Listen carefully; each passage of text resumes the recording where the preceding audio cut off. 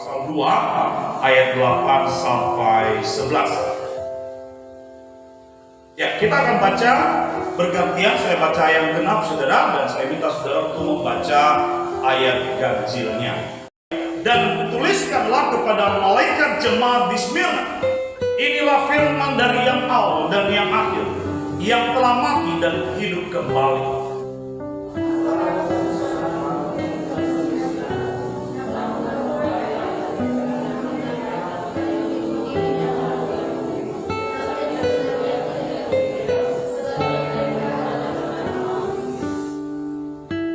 Janganlah takut terhadap apa yang harus engkau derita. Sesungguhnya iblis akan melemparkan beberapa orang dari antaramu ke dalam penjara supaya kamu dicobai, dan kamu akan beroleh kesusahan selama 10 hari. Hendaklah engkau setia sampai mati, dan aku akan mengaruniakan kepadamu mahkota kehidupan.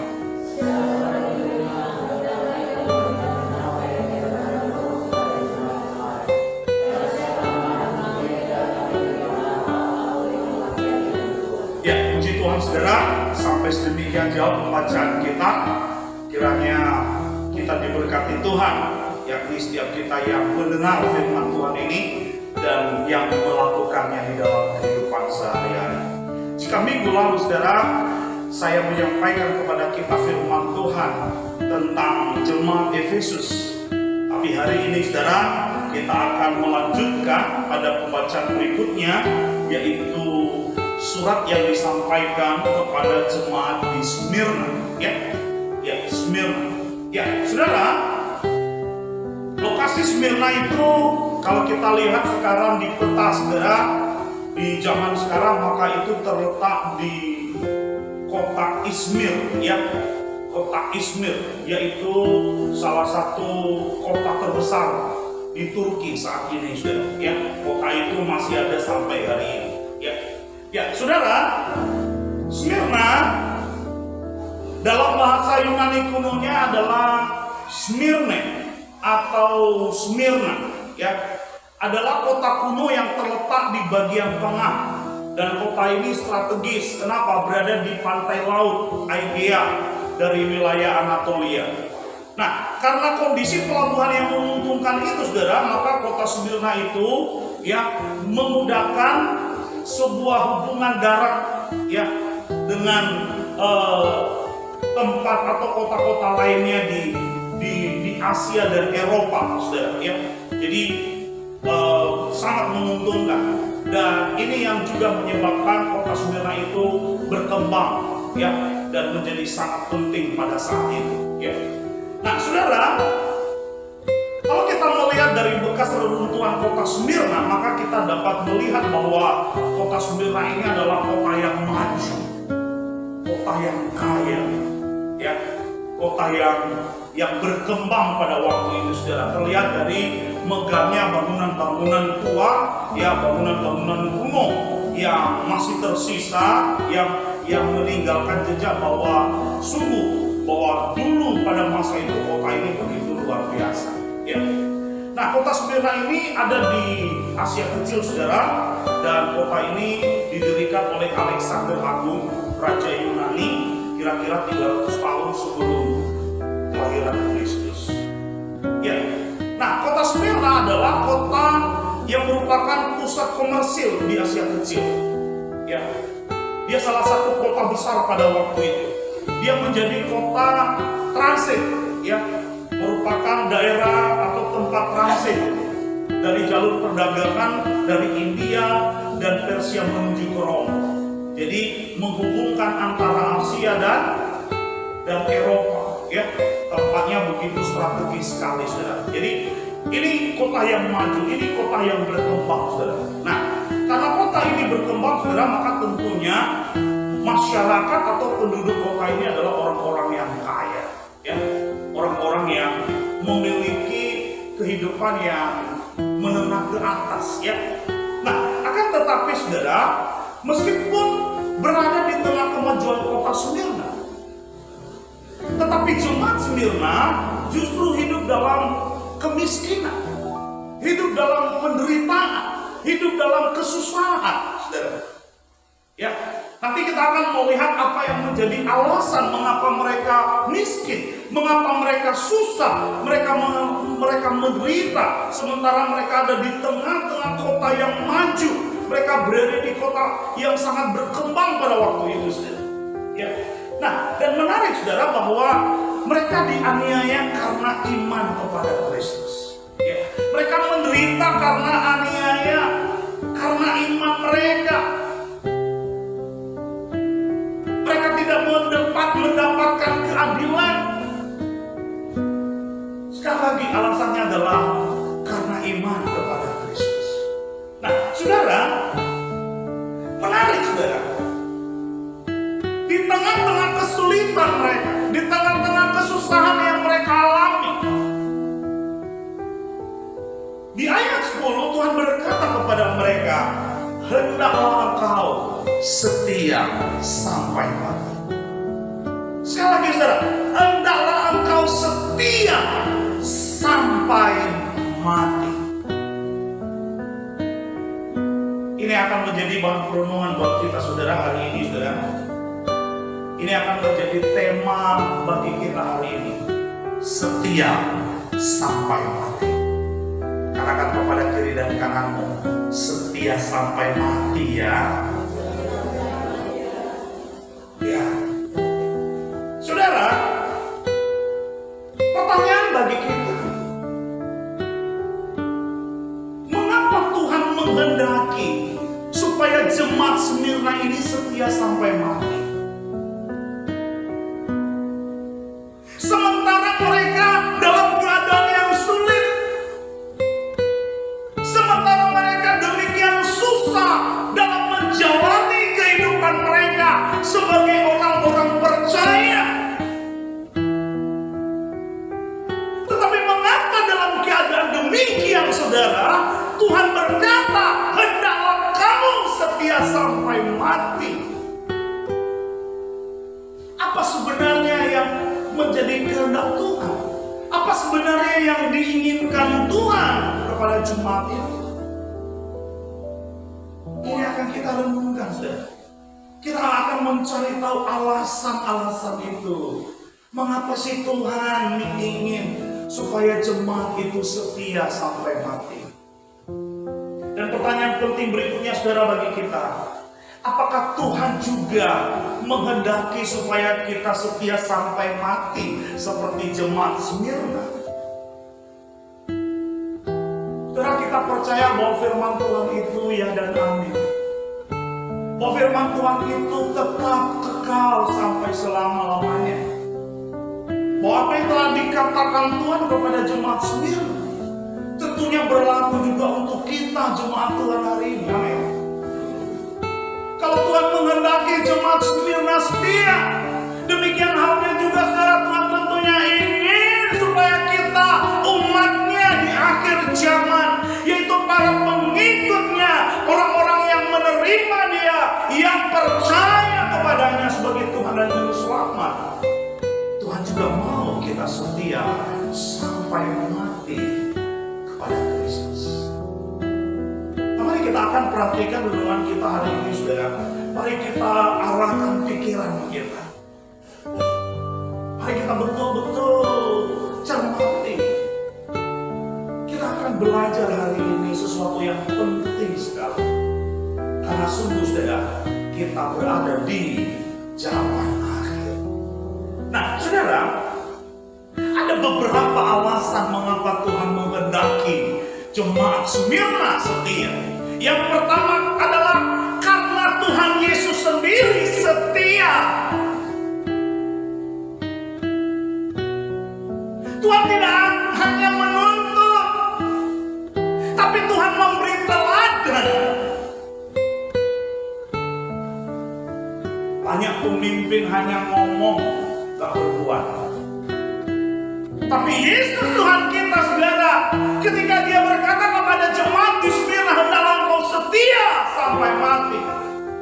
Dan hal itu dibuktikan oleh Yesus, di mana Dia sendiri, Dia setia dan taat sampai mati di atas kayu salib. Seringkali orang tua menuntut anaknya untuk melakukan ini dan itu, sementara orang tua itu sendiri tidak melakukannya. Seringkali dosen, pengajar, guru berkata kepada siswa, kepada mahasiswa, kepada orang-orang yang diajari untuk melakukan sesuatu, sementara dia sendiri tidak melakukannya. Para pemimpin gereja, para hamba Tuhan seringkali menuntut jemaat untuk melakukan sesuatu hal, sementara mereka tidak menjadi contoh, mereka tidak menjadi teladan dalam melakukan hal itu. Tetapi kita patut berbangga, saudara-saudara. Kenapa? Karena kita punya Tuhan yang luar biasa. Dia bukan hanya ngomong, dia tidak hanya menuntut, tetapi dia memberi contoh, yang memberi teladan bagi kita. Yesus Tuhan kita setia. Amin. Nah, saudara, hal itu dikatakan oleh Yesus dalam pembukaan perkataannya kepada jemaat di Smyrna, ya, kepada Yohanes untuk disampaikan kepada jemaat itu. Di ayat 8 dikatakan demikian, dan tuliskanlah kepada malaikat jemaat di Smyrna, inilah firman dari yang awal dan yang akhir, yang telah mati dan hidup kembali. Yesus meminta Yohanes untuk menuliskan kepada jemaat di Smyrna bahwa inilah firman dari yang awal dan yang akhir. Sekali lagi, dari yang awal dan yang akhir, di mana dia telah mati tetapi dia hidup kembali, saudara. Nah, pertanyaan bagi kita, siapakah yang awal dan yang akhir itu? Siapakah yang telah mati dan hidup kembali itu, saudara? Kalau kita lihat Wahyu 1 ayat 8 dikatakan demikian, aku adalah Alfa dan Omega, firman Tuhan Allah, yang ada dan yang sudah ada dan yang akan datang, yang maha kuasa. Jadi siapa yang awal dan yang akhir itu, saudara? Dia adalah firman Tuhan. Siapakah firman Tuhan itu? Yohanes 1 ayat 1 berkata, pada mulanya adalah firman. Firman itu bersama-sama dengan Theos, dan firman itu adalah Theos. Dan di ayat 14 dia berkata, dan firman itu telah menjadi manusia dan diam di antara kita. Siapakah dia? Firman yang telah menjadi manusia itu, saudara. Dia adalah Kristus Yesus. Ya. Siapakah dia yang awal dan yang akhir itu, saudara? Wahyu 1 ayat 17 dan 18 berkata demikian, jangan takut, aku adalah yang awal dan yang akhir dan yang hidup. Aku telah mati, namun lihatlah, aku hidup sampai selama-lamanya, dan aku memegang segala kunci maut dan kerajaan maut. Dia memakai istilah Alfa dan Omega. Alfa adalah alfabet pertama dari tulisan Yunani, saudara. Alfa dan Omega adalah abjad yang terakhir, saudara. Jadi Tuhan mau berkata, aku adalah yang awal dan aku adalah yang akhir. Dia bukan hanya di awal, saudara, tapi dia juga ada di akhir. Tuhan itu kekal, dia tidak berubah, dia setia sampai akhir.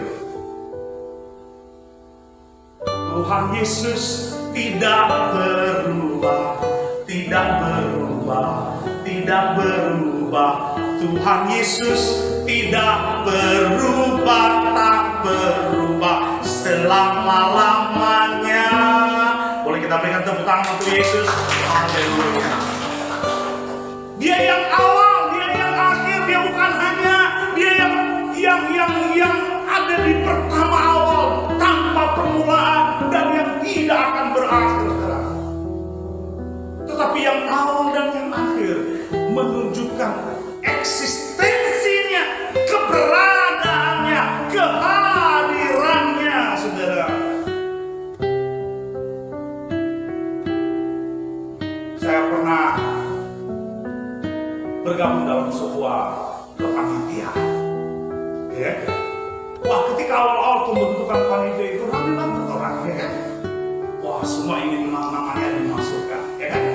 Nah, tetapi di akhir kegiatan, banyak dari orang-orang yang ada di awal tadi tidak lagi kelihatan. Saudara, Tuhan mau kita setia. Kenapa? Karena dia sendiri setia. Dia bukan hanya ada di awal, tapi sampai akhir pun dia ada. Maka Tuhan berkata, saudara, aku tetap setia sekalipun kamu tidak setia. Kesetiaan Tuhan tidak ditentukan oleh kesetiaan kita. Kita beda dengan kita manusia, saudara. Kita setia ketika pasangan kita setia. Tapi seringkali kita menjadi tidak setia, saudara. Ketika apa? Ketika pasangan kita tidak setia. Tapi Tuhan tidak demikian, saudara. Ia tetap setia apapun kondisi kita. Ini luar biasa, saudara. Ini sangat luar biasa. Sebab kenapa? Ia tidak dipengaruhi oleh situasi dan keadaan kita. Inilah kesetiaan Tuhan. Nah, saudara, Tuhan mau kita setia karena Dia setia, saudara. Siapakah yang awal dan yang akhir, yang telah mati dan hidup kembali itu? Dia adalah Tuhan kita, Yesus Kristus. Dia setia, saudara, tepat seperti apa yang Dia katakan, saudara. Di Wahyu pasal 2 ayat 8, Dia berkata di sana, aku tahu kesusahanmu dan kemiskinanmu, namun engkau kaya. Aku tahu, aku melihat, aku mengetahuinya. Dalam situasi, kondisi, keadaan jemaat Smyrna, Tuhan tahu apa yang terjadi. Tuhan melihatnya, bagaimana susahnya mereka, bagaimana menderitanya mereka, bagaimana kesulitan, kesukaran yang mereka hadapi. Sekali lagi Tuhan berkata, aku tahu. Tapi bukan hanya sekedar tahu, saudara, tanpa berbuat sesuatu. Pada jemaat itu Dia berkata, jangan takut terhadap apa yang harus engkau derita. Mungkin kita juga merasa dalam kehidupan kita ini betapa susahnya kita. Kita merasa bahwa demikian sulit. Saya tidak tahu apa yang sedang saudara hadapi saat ini, saudara. Namun kita akan melihat apakah kesusahan kita, kemiskinan kita, keadaan kita sama ataukah berbeda dengan kondisi jemaat Smyrna pada waktu itu, saudara. Namun bagaimanapun keadaan kita, saya mau beritahu kita, saudara, bahwa Tuhan tidak menutup mata terhadap kita. Ia peduli akan kita, Ia tahu persis. Ya, itu sebabnya Ia tidak akan meninggalkan kita. Dia akan tetap setia. Tepat seperti firman yang berkata, sekali-kali aku tidak akan meninggalkan kamu, dan sekali-kali aku tidak akan membiarkan kamu. Justru di dalam keadaan kita yang sulit, yang susah, saudara, di sana justru Tuhan hadir. Untuk apa? Untuk memberikan kita kekuatan. Amin. Saudara, jemaat di Smyrna, Tuhan tahu apa yang mereka alami. Kenapa? Karena Tuhan itu setia. Wahyu 2 ayat 9 tadi berkata, aku tahu kesusahanmu dan kemiskinanmu, namun engkau kaya. Dan fitnah mereka yang menyebut dirinya orang Yahudi, tetapi sebenarnya tidak demikian. Sebaliknya mereka adalah jemaat iblis.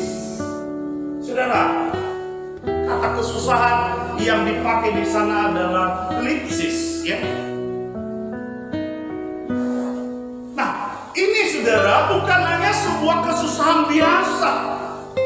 Seperti ketika kita kekurangan uang, seperti ketika kita menderita sakit penyakit, atau seperti mungkin kita dipecat dari pekerjaan, atau ditinggalkan kekasih, atau mungkin masalah antar suami istri, atau kesusahan-kesusahan lain yang biasa kita alami dalam kehidupan kita sekarang ini, saudara.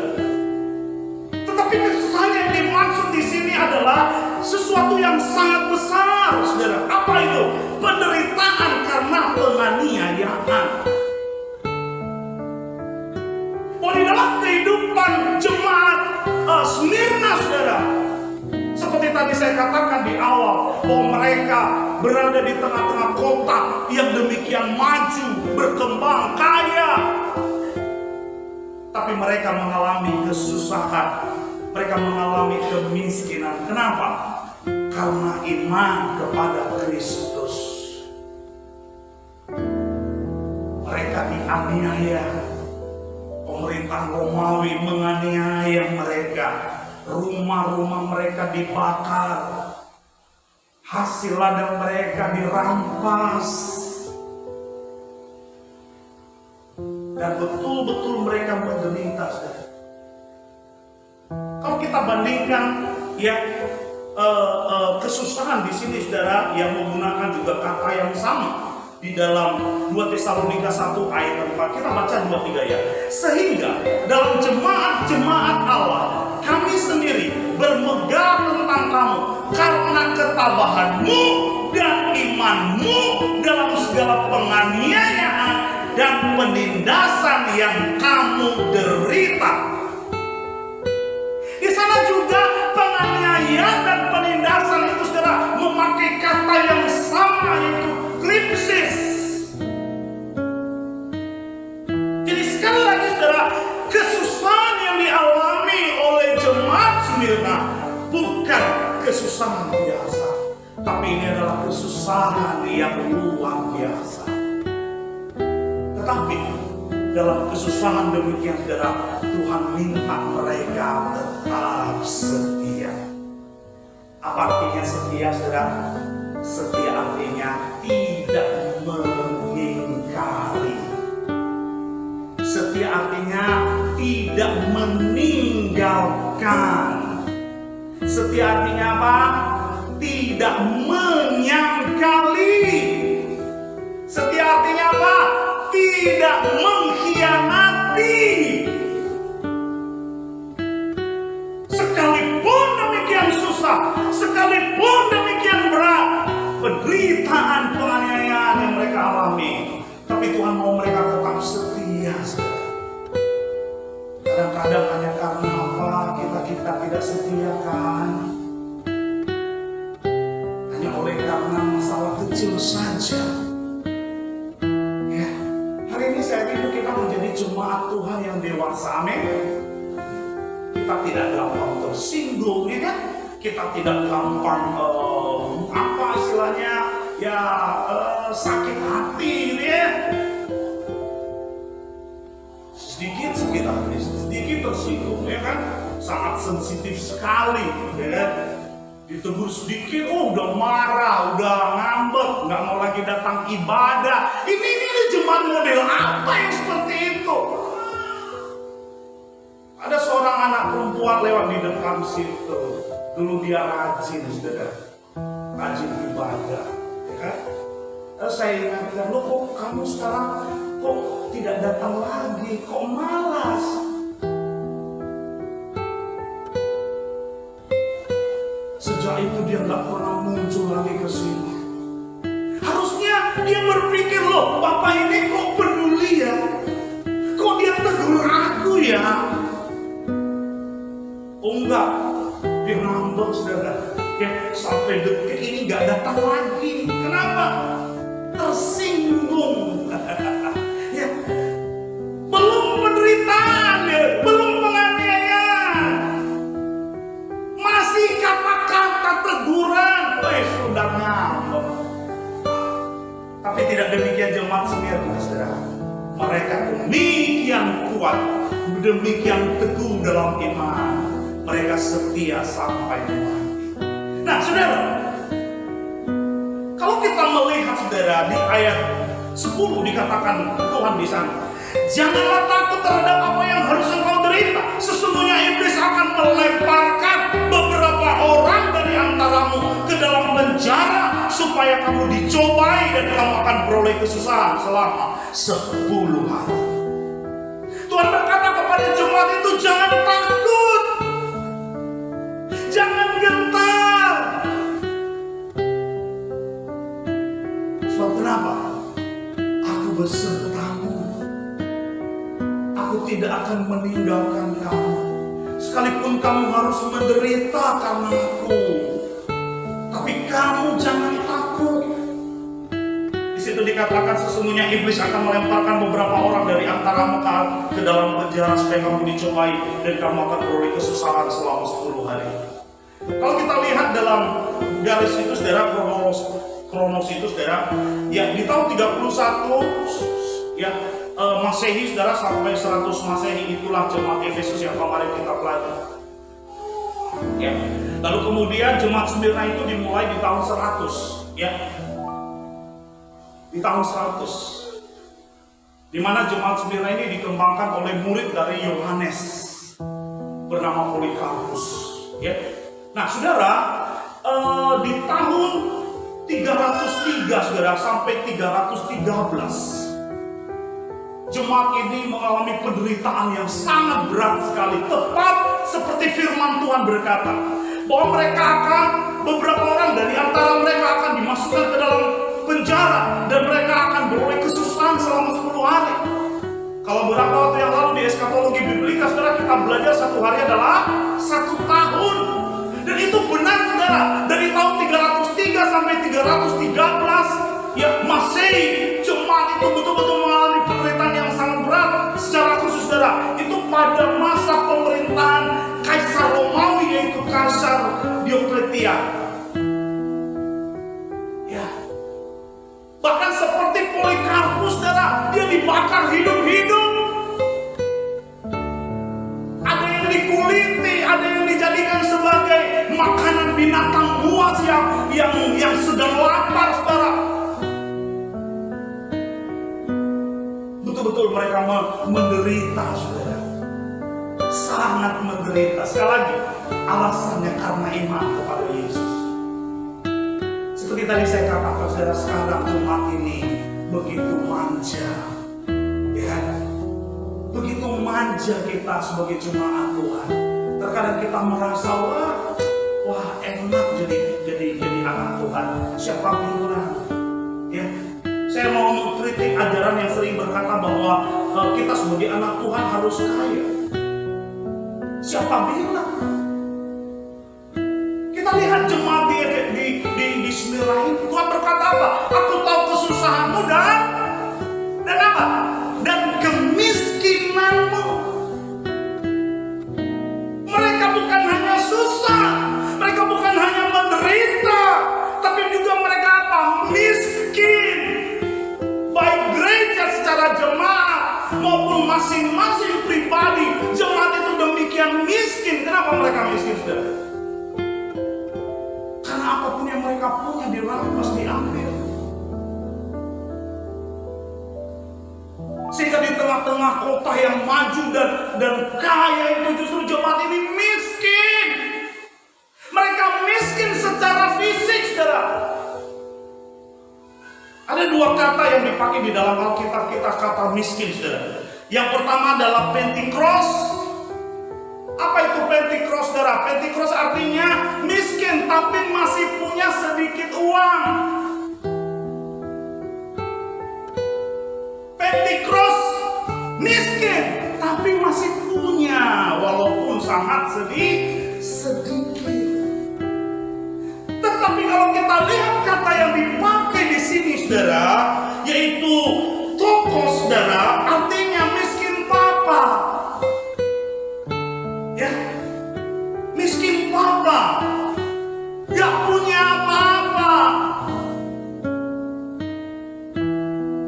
Rumah mereka dibakar, ladang mereka dihancurkan. Apapun itu mereka tidak mendapatkan kesempatan. Hasil ladang mereka diambil orang. Mereka betul-betul sangat-sangat miskin saudara. Tapi pertanyaannya, apakah mereka meninggalkan Tuhan? Apakah mereka meninggalkan iman mereka saudara? Mereka setia sampai mati saudara. Ya, itu sebabnya pada tahun 303 sampai 313 itu adalah masa yang sangat sukar bagi jemaat itu saudara. Ya. Nah saudara yang terkasih, ini yang pertama, di dalam keadaan kesulitan yang mereka hadapi saudara, Tuhan setia. Kalau kita lihat Filipi 4 ayat 13, dikatakan demikian, segala perkara dapat kau tangguh di dalam Dia yang memberikan kekuatan kepadamu. Dalam kesulitan kita, dalam penderitaan kita, dalam aniaya yang kita hadapi, saudara, di sana Tuhan hadir untuk apa? Memberikan kita kekuatan sehingga apa? Sehingga apapun persoalan itu, apapun perkara itu, apapun kesusahan dan kesulitan itu, saudara, kita dapat hadapi, kita dapat tangguh. Ya, pada jemaat dikatakan demikian, Wahyu 1 ayat 5 dikatakan, dan dari Yesus Kristus, saksi yang setia, yang pertama bangkit dari antara orang mati, dan yang berkuasa atas raja-raja bumi ini, bagi Dia yang mengasihi kita dan yang telah melepaskan kita dari dosa kita oleh darah-Nya. Sekali lagi, saudara, alasan mengapa Tuhan mengendaki kita setia, karena Tuhan kita sendiri setia.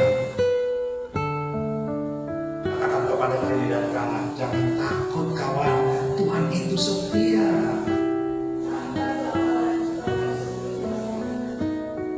Dia tidak akan tinggalkan kita. Amin. Amin. Tuhan setia, saudara. Ini kekuatan kita. Ini pengharapan kita. Ini yang pertama, saudara, mengapa Tuhan mengendaki jemaat di Smyrna setia, karena Tuhan Yesus sendiri setia. Yang kedua, saudara, kenapa Tuhan menghendaki jemaat di Smyrna untuk setia sampai mati?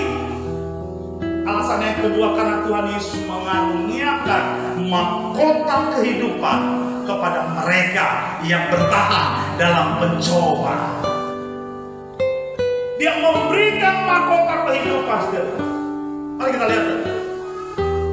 Wahyu 2:10, kita baca 2-3 ya.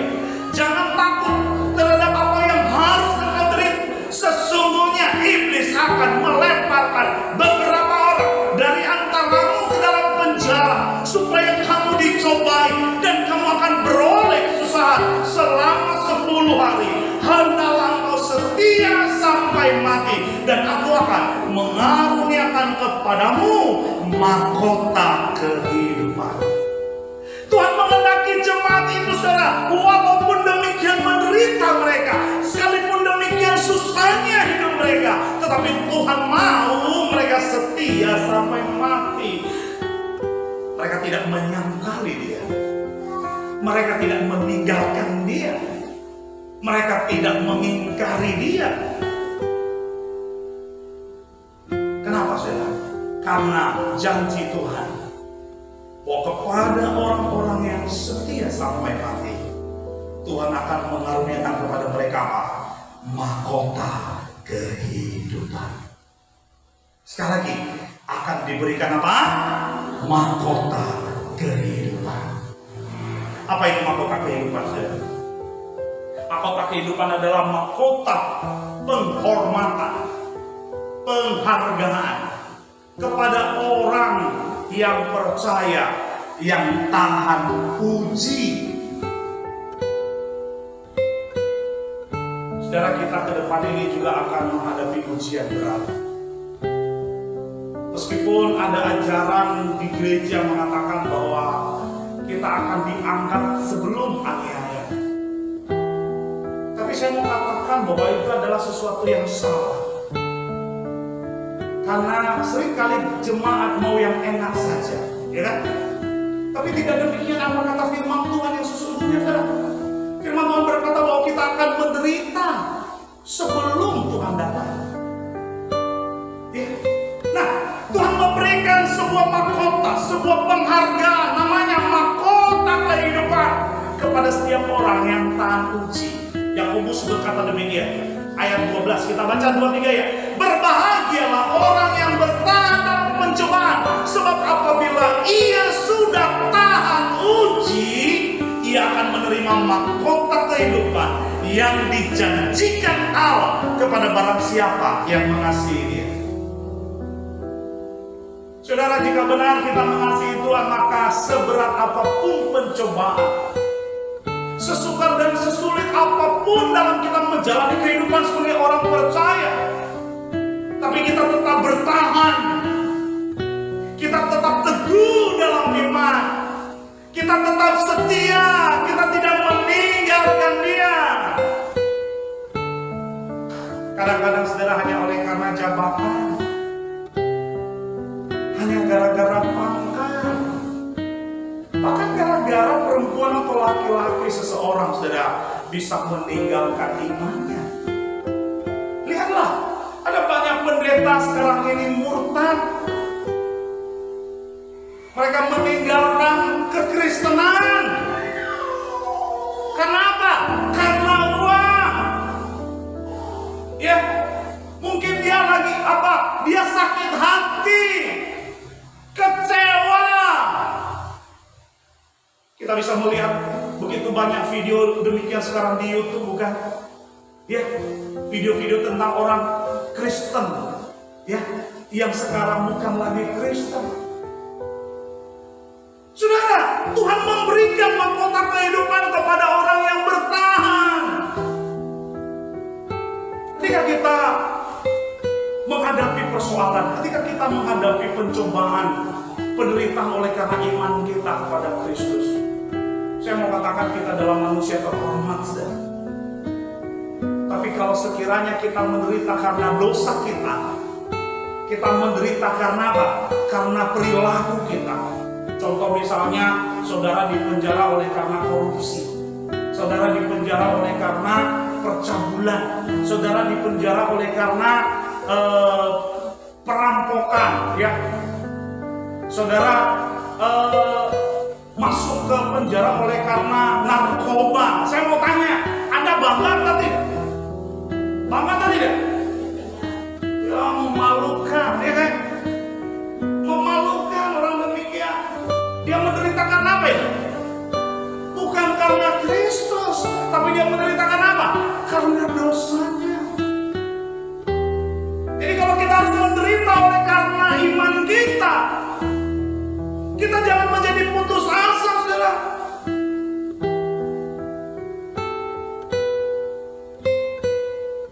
Ada dulu seorang pemimpin bilang begini sama saya. Dibandingkan dengan teman-teman, saya lebih senior. Tetapi justru junior saya jauh lebih tinggi pangkatnya dari saya. Mereka sudah jadi jenderal, sementara saya masih kolonel sampai sekarang. Dia berkata, kalau saya mau, belasan tahun yang lalu, ketika saya ditawarkan sebuah jabatan, dan dengan saya menduduki jabatan itu, maka saya pasti akan naik pangkat. Tapi dengan persyaratan, saya harus meninggalkan Kristus. Inilah akibatnya sekarang. Dia berkata, tapi saya tidak kecewa. Saya tidak kecewa.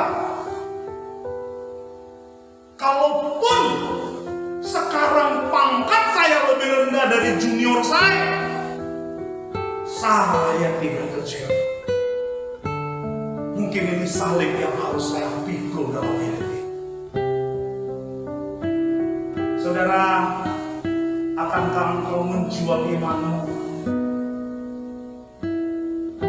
seperti yang dilakukan oleh beberapa orang di berbagai tempat saat ini, saudara? Hanya oleh karena sekarton Indomie, sekarton beras. Akankah engkau demikian, saudara? Saya mau berkata, saudara, ketika engkau melakukan demikian, engkau tidak akan menerima mahkota kehidupan. Engkau tidak akan memperolehnya dari Kristus, saudara. Justru yang akan engkau peroleh adalah kehinaan dan bukan penghormatan. Betapa terhormatnya kita, saudara, ketika kita bertemu dengan Tuhan kita nanti. Ketika kita setia sampai mati dan tidak mengingkari janji. Betapa berbahagianya Dia menaruh di atas kepala kita mahkota kehidupan kita. Oh, itu adalah saat yang tentunya saudara begitu membahagiakan kita. Tetapi tentunya saudara, bukan itu yang menjadi kebahagiaan kita.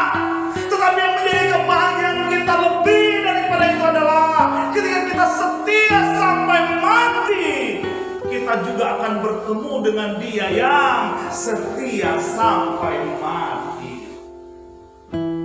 Oh, tidak ada kebahagiaan yang lebih lagi daripada itu saudara. Ketika kita yang setia sampai mati, kita bertemu dengan Dia yang awal dan yang akhir itu, yang setia sampai mati. Adakah yang lebih dari itu saudara? Adakah? Sekalipun banyak orang di dunia ini begitu menginginkan dunia ini yang akan segera berlalu, sehingga mereka akan tergiur, tergoda dengan dunia ini, sehingga tidak lagi mengasihi Tuhan, tetapi lebih mengasihi dunia ini, mengasihi kekayaan, mengasihi harta benda, sehingga mereka meninggalkan imannya kepada Kristus. Tapi sekali lagi setelah saya berkata, tidak sebahagia mereka ketika kita bertemu dengan Kristus. Kebahagiaan sejati melebihi apapun itu yang akan kita peroleh nanti ketika kita bertemu muka dengan Dia sang setia. Amin. Amin saudara.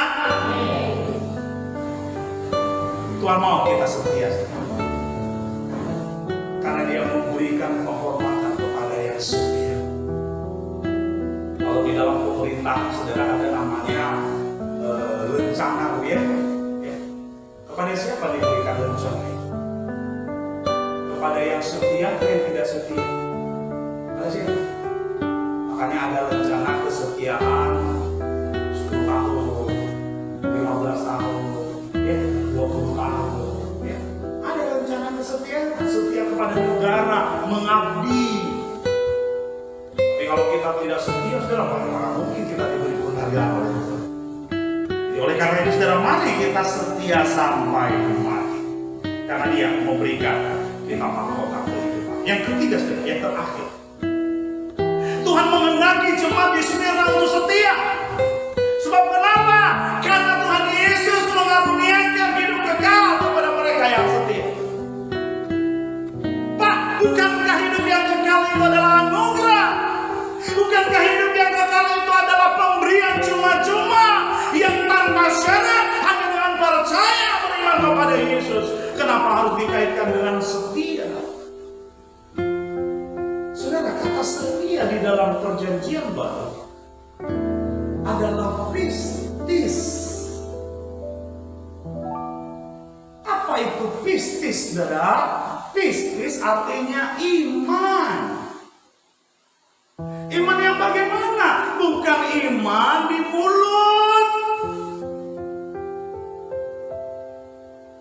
Banyak orang percaya kepada Yesus, dengan mulutnya berkata percaya, tapi kemudian meninggalkan Tuhan. Itu bukan setia. Itu bukan faithful. Setia, pistis. Kesetiaan yang penuh, yang utuh, yang teguh. Saudara, kita lihat. Wahyu 2:11. Kita baca 2:3 ya. Siapa bertelinga, hendaklah yang mendengarkan apa yang dikatakan Roh kepada jemaat-jemaat. Barang siapa menang, ia tidak akan menderita apa-apa oleh kematian yang kedua. Ya. Firman Tuhan berkata kepada jemaat di Smyrna bahwa siapa bertelinga, hendaklah ia mendengarkan apa yang dikatakan Roh kepada jemaat-jemaat. Apa yang dikatakan oleh Roh itu, barang siapa menang, ia tidak akan menderita apa-apa oleh kematian yang kedua. Apa itu kematian yang kedua, saudara? Wahyu 20 ayat 14. Kita baca 2-3 ya. Lalu maut dan kerajaan maut itu dilemparkan ke dalam lautan api. Itulah kematian yang kedua, lautan api. Jadi orang yang menang, saudara, ia tidak akan menderita apa-apa. Ia tidak akan dilemparkan ke dalam lautan api.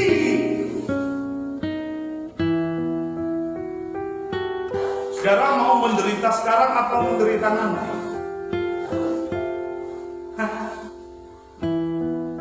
Ada umat Tuhan tidak mau menderita sekarang, kan? Ingin senang, bukan? Ingin hidup, wah, gitu ya. Lah semuanya ada, ya kan? Happy, senang, ya kan? Makanya senang firman Tuhan yang berkata tentang kemakmuran, kelimpahan. Oh, mereka akan menyedengkan telinganya kepada ajaran demikian. Kenapa? Mereka diajar, mereka diberitakan bahwa kamu akan diberkati dengan berkat yang berlimpah-limpah sampai tumpah. Oh, jemaat senang. Dia senang dengan firman Tuhan demikian. Dia akan buka telinganya kepada demikian, saudara. Kenapa? Oh, dia akan memperoleh segala sesuatunya. Saya pernah bertemu dengan seorang pendeta. Dia tanya saya, kamu sudah punya mobil belum? Belum, Pak. Kamu orang tidak diberkati.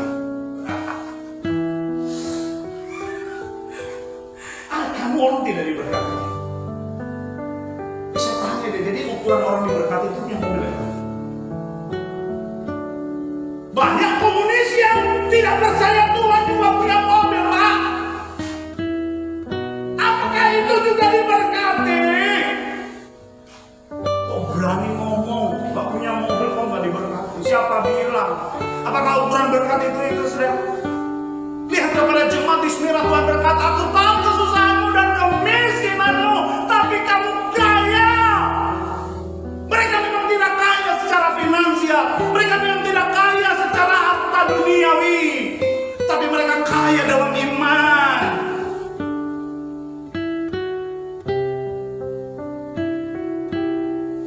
Saudara, mau menderita sekarang atau mau menderita nanti? Kalau engkau tidak mau menderita sekarang, saudara, ketika tiba waktunya kamu boleh silakan menyangkal Yesus. Karena engkau tidak mau menderita sekarang. Silakan Anda menyangkal Yesus kalau itu keputusan, kalau itu yang kau mau, saudara. Tapi ingat, orang yang tidak setia, dia akan apa? Dilemparkan ke dalam lautan api itu. Sehingga apa? Dia akan menderita oleh kematian yang kedua itu.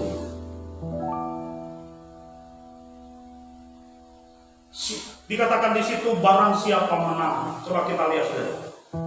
Wahyu 2:11 kembali kita baca, saudara. Siapa berteling, hendaklah ia mendengarkan apa yang dikatakan Roh kepada jemaat-jemaat. Barang siapa menang, ia tidak akan menderita apa-apa oleh kematian yang kedua. Siapa yang menang itu, saudara? Kita baca Wahyu 17 ayat 14. Kita baca 2-3 ya. Mereka akan berperang melawan anak domba, tetapi anak domba akan mengalahkan mereka, karena ia adalah Tuhan di atas segala Tuhan dan Raja di atas segala Raja.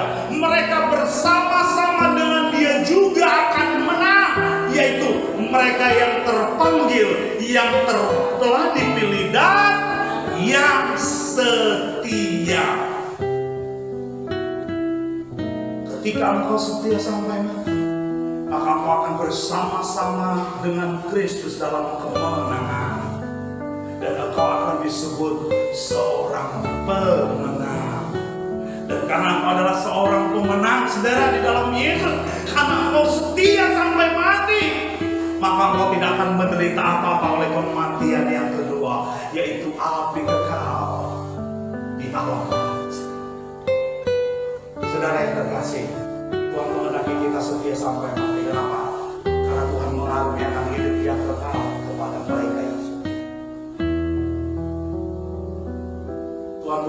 hidup yang kekal kepada yang setia, yang memiliki iman yang penuh, faithful, iman, pistis, setia. Jadi kata yang sama, saudara, iman dan setia itu dua kata yang gak bisa dipisah.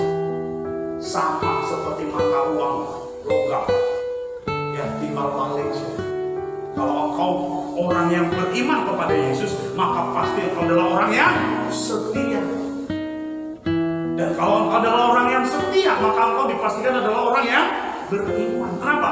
Karena ketika Tuhan datang, yang dia lihat, yang ingin ditemukannya nanti adalah adakah iman di bumi. Ya, mari kita lihat saudara. Matius 24 berkata apa? Ayat 13. Tetapi orang yang bertahan sampai pada kesudahannya akan selamat. Tadi pertanyaan yang kedua, apakah Tuhan menghendaki kita juga supaya kita setia sampai mati seperti jemaat Smyrna? Ya, apakah Tuhan menghendaki kita juga setia sampai mati? Halo, apakah Tuhan menghendaki kita setia sampai mati? Jawabannya ya. Jangan ragu-ragu. Sama yang diinginkan Tuhan ya, seperti jemaat Smyrna. Ya, kenapa Tuhan mau kita setia sampai mati? Kenapa? Kita ada di akhir zaman dan tidak lama lagi waktunya akan tiba, saudara, di mana apa yang dikatakan oleh firman Tuhan akan terjadi. Yesus berkata, langit dan bumi akan berlalu, tetapi perkataanku tidak akan berlalu. Sungguh itu akan digenapi, saudara. Apa yang akan digenapi itu? Tepat seperti yang dikatakan oleh Yesus, bahwa akan terjadi dan tidak akan berlalu. Ini dia, saudara. Matius 24 ayat 21 sampai 22. Kita baca 23 ini. Pada masa itu akan terjadi siksaan yang dahsyat seperti yang belum pernah terjadi sejak awal dunia sampai sekarang, dan tidak akan terjadi lagi. Dan sekiranya waktunya tidak dipersingkat, maka dari segala yang hidup tidak akan ada yang selamat. Tetapi oleh karena orang-orang pilihan, waktu itu akan dipersingkat. Ketika Yesus berkata langit dan bumi akan berlalu, tetapi perkataanku tidak berlalu. Dalam hal apa Yesus berkata itu? Dalam hal apa? Halo? Di mana Tuhan berkata tentang itu? Ketika dia berbicara hari ini. Kita lihat Matius 24. Mari kita lihat Alkitab kita, saudara. Matius 24 ayat 34 dan 35. Yuk kita baca 2-3 ya. Aku berkata kepadamu, sesungguhnya angkatan ini tidak akan berlalu sebelum semuanya ini terjadi. Langit dan bumi akan berlalu, tetapi perkataanku tidak akan berlalu. Dalam pasal yang sama, Yesus berkata bahwa sebab pada masa itu akan terjadi siksaan yang dahsyat. Kata yang sama dalam teks aslinya, saudara, dengan apa yang dikatakan oleh Yesus kepada jemaat Smyrna. Aku tahu kesusahanmu, kesusahan, klipsis. Dan di sini, saudara, dikatakan akan terjadi siksaan yang dahsyat. Juga kata yang dipakai adalah klipsis. Yesus berkata langit bumi akan berlalu, tapi apa yang dikatakannya pasti terjadi, tidak akan berlalu. Klipsis ini akan terjadi sebelum kedatangan Tuhan.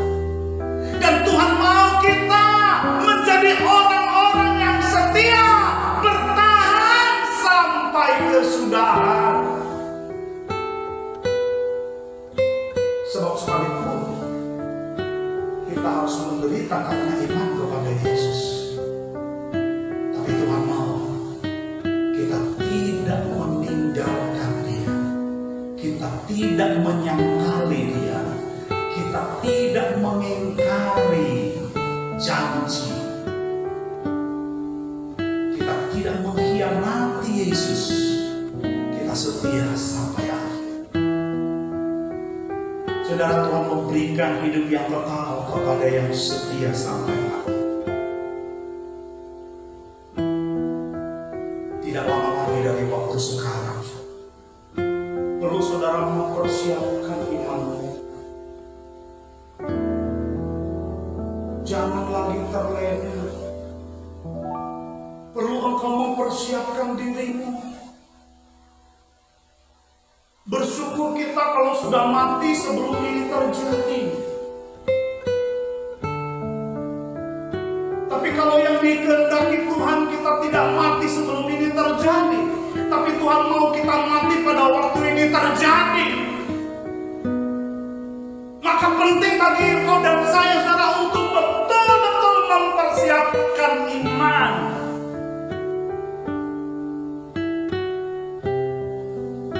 Sebelum tadi saya turun di atas, saya berdoa, Tuhan, saya ingin firman yang disampaikan hari ini aku lebih dulu mengalaminya. Aku setia kepada-Mu apapun yang terjadi ke depan. Mari kita siapkan diri kita masing-masing, karena apa yang dikatakan Yesus pasti akan terjadi. Kita harus setia sampai mati. Amin. Apakah saudara siap? Apakah saudara mau setia sampai mati? Apapun yang terjadi, sekalipun kita harus kehilangan nyawa, sekalipun kita harus kehilangan segala sesuatunya, saudara, dan sekalipun kita tinggal sendirian, tapi kita tetap setia. Bagi orang yang setia sampai mati, Tuhan setia kepadanya. Bagi orang yang setia sampai mati, Tuhan mengaruniakan mahkota kehidupan. Dan bagi orang yang setia sampai mati, dia tidak akan menderita penderitaan dalam kematian yang kedua. Paulus berkata bahwa penderitaan badan yang kami alami di dunia ini tidaklah sebanding dengan kemuliaan yang akan kami terima. Kiranya ini menjadi berkat bagi kita, saudara, sehingga kita buat komitmen kita mau setia sampai akhir. Amin. Haleluya.